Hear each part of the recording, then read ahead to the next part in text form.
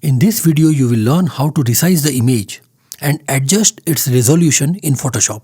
Open the image in Photoshop, go to the image, image size, and in the pop-up window you will notice that the original file size in megabytes and dimension of image in pixels is mentioned. Below that, you will have something called Fit To. If you go to the drop-down menu of it, then you will find that some ready-made templates are mentioned.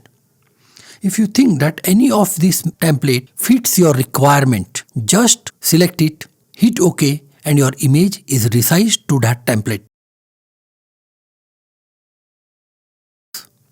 Now you have width, which can be calibrated in pixels, percentage, inches, centimeters, millimeters, etc.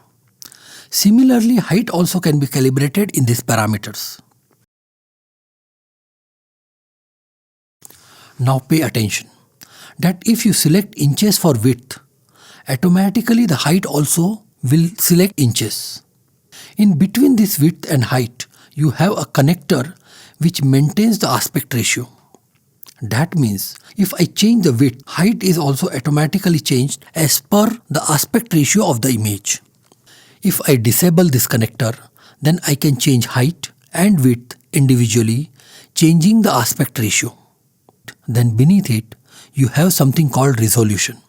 It is also called PPI or pixels per square inch or DPI dots per square inches.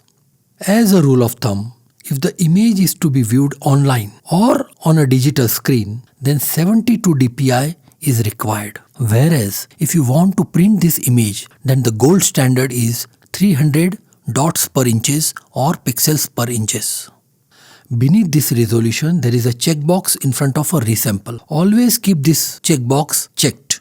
Depending on whether you want to decrease the size of the image from the original or increase the size of image from the original, select one of the properties from this drop-down menu.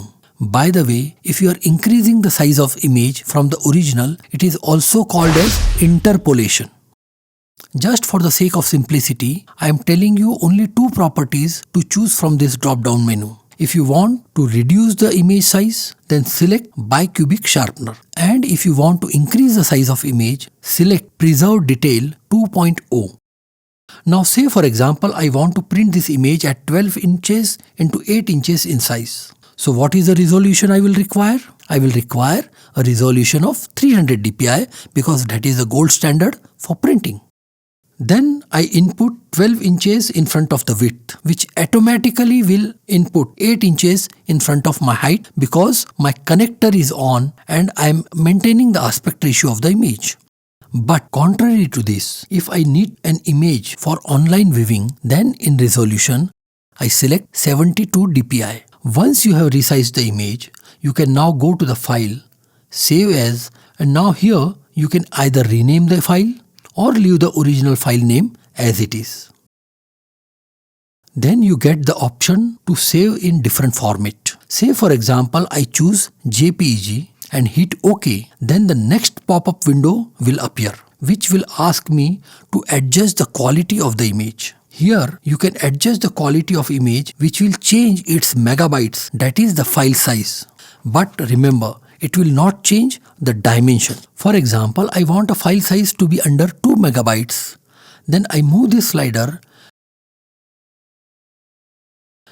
until I see a figure of 2 megabytes here or less than that. Hit OK and your file size and dimension of image is adjusted. Before I go further and give you a bonus tip, if you have liked this video till now and you think that you got some value in it, hit the like button and subscribe to this channel.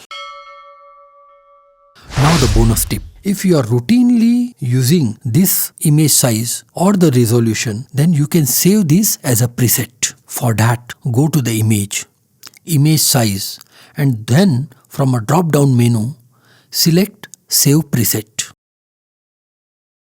It will ask you to rename the preset. Rename it as per your preference and hit OK.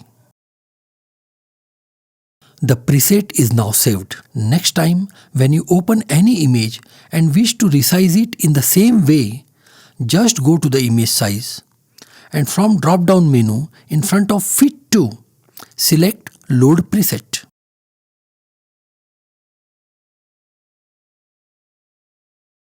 It will take you to the preset folder.